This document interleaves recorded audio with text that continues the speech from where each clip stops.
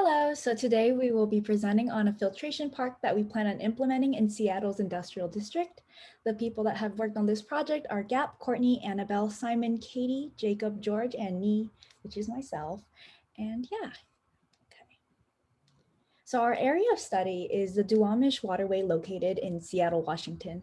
So as a result of the industrial district that's located near the waterway, chemicals such as arsenic, various polycyclic aromatic hydrocarbons and PCBs are found in the runoff, consequently being found in local fish tissue and the waterway. Moreover, this waterway is located near low income and communities of color, furthering the disproportionate effects of pollution. We plan on creating a filtration park to mitigate these effects of these contaminants and the runoff. Pictured here, we could see the outline of the waterway and the runoff area in relation to the park that we plan on implementing. Various health detriments are found from arsenic, PCBs, and PAHs which are found in the waterway, including the impact of young children's memory, attention, motor skills, and language development, and ultimately a risk of death. Fishing culture is also prominent in this area, and there is hence a higher risk of ingestion of this very highly contaminated fish. With the bioaccumulation of these contaminants in our shellfish, crustaceans, and fish, the cycling of these contaminants in the ecosystem are detrimental to both ecosystem and the humans. Our green infrastructure plan focuses on addressing these ecosystem concerns by revitalizing river wildlife and protecting people from these contaminants. So our project has three main objectives. The first is to reduce those toxins like arsenic, PCB, and PAH in the water, and subsequently in the wildlife. The second is to provide recreational opportunities. And the third is to educate and engage the community with green infrastructure and to connect that to the resulting health and environmental benefits. So specifically for our green infrastructure, we plan to implement multiple methods for toxin removal. These include a sand filter with added amendments as a primary treatment. And then between the sand filter and the river, we will implement a wetland designed to remove both arsenic, PCB, and PAH via adsorption, precipitation, and phytoremediation.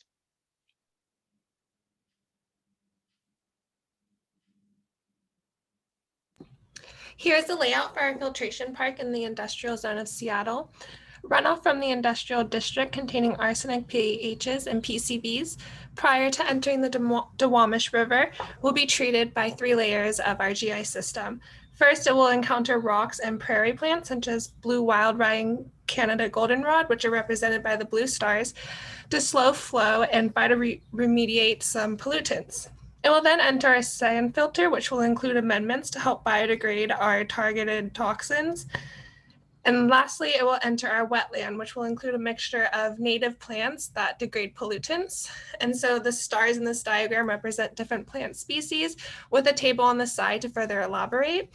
We have plans to enhance conditions for degradation in the rhizosphere and microbially inside the wetland in red and purple colors, such as duckweed, rush, reed, and grasses. And we also include hyperaccumulating willows along the border to shown in yellow and green, to prevent pollutants from entering the Duwamish River. Lastly, our GI system will include a walking bridge with multiple entry points running parallel to the Duwamish River for community members and visitors to enjoy in the Seattle area to add recreational value to our system. Okay, so from the research we did, iron oxide seems to be the best amendment for removing arsenic. Many countries in Asia actually use iron oxide as a filtration system for arsenic.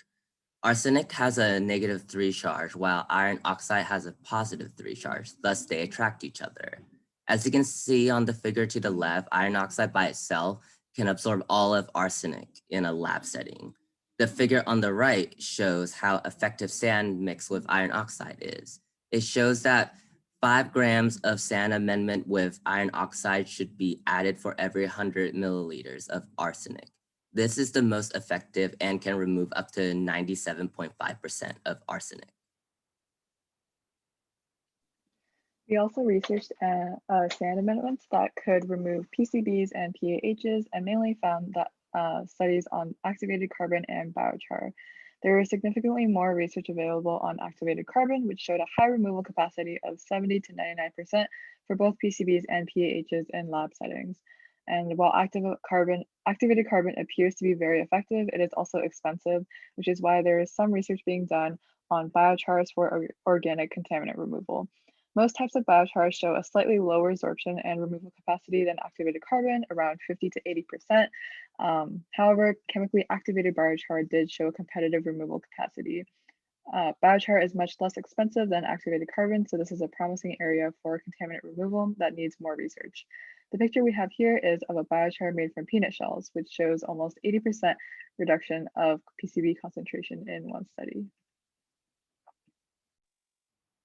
For arsenic removal through absorption and precipitation in wetlands, we plan to use a gravel with a high iron content as the bedding, as gravel itself does not absorb arsenic well, but iron does. We also plan to introduce sulfate-reducing bacteria, or SRBs, to aid in arsenosulfide production, including species of disulfovibrio sulfodismutans, Desulfobacter hydrogenophilus, as these species precipitate insoluble species of arsenic that are less toxic than their ionic forms. We also plan to include mineral amendments with a high arsenic removal capacity of more than 99%, including limestone, zeolite, and ferric oxyhydroxides. However, there are certain environmental conditions necessary for these absorption and precipitation reactions, including a pH of slightly basic to neutral for absorption and anoxic conditions for our SRBs in the subsurface environment.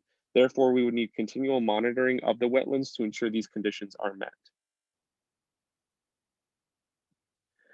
For the inclusion of plants in wetlands for arsenic removal, arsenic is released upon decomposition of plants, hence the need for harvesting.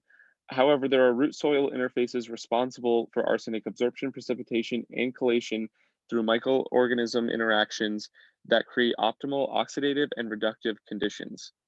The inclusion of insoluble organic matter such as humic acid is beneficial for arsenic absorption, as the insoluble organic compound has a high absorptive capacity for arsenic removal. And finally, some example species to include in our native wetlands for arsenic removal are Salix lysandria, Pacific willow, Lemna gibba, which is duckweed, and Spirodella polyrhiza, which is great duckweed. So for our PAH and PCB organic contaminants, we will also be implementing some plants for phytoremediation. So these could include common rush, small fruited bulrush, and woolgrass. And because these are organic contaminants, the plants can actually break them down fully. And so there's no need to harvest these plants. So now we'll move on to how our research applies to addressing our objectives. Our first objective was to reduce the amount of arsenic, PCBs, and PAHs flowing into the water and bioaccumulating in the aquatic life of the Duwamish waterway. After our research, we decided to choose iron oxide-coated sand and activated carbon as amendments for the sand filter park, since they showed high removal capacity for arsenic and PCBs and PAHs.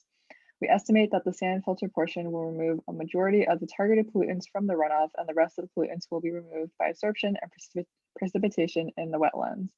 We were able to find many plants native to Seattle that are hyperaccumulators for our targeted pollutants. So by the time the runoff has passed through the wetlands and reaches the Duwamish waterway, we believe that it will have negligible concentrations of arsenic, PCBs, and PAHs. And this will help the waterway meet its TMDLs for those pollutants. Additionally, reducing the pollutant concentration in the waterways will help to reduce the bioaccumulation of those chemicals in the local aquatic life. Our second objective was to provide safe recreational opportunities near the site with functional remediative benefits. Our green infrastructure plan not only functions to reduce toxicity within the Duwamish waterway, but would, as a result, help improve the surrounding ecosystem and wildlife. A study done in the Duwamish industrial area found that salmon died within 4 to 6 hours when exposed to stormwater runoff from a local highway. However, when researchers filtered the highway runoff through a soil mixture first, the salmon had a 100% survival rate. Therefore, by targeting the region's area of contamination with our green infrastructure plan, we can not only improve ecosystems within the industrial regions, but also improve the habitat throughout the green Duwamish River and initiate necessary salmon remediation.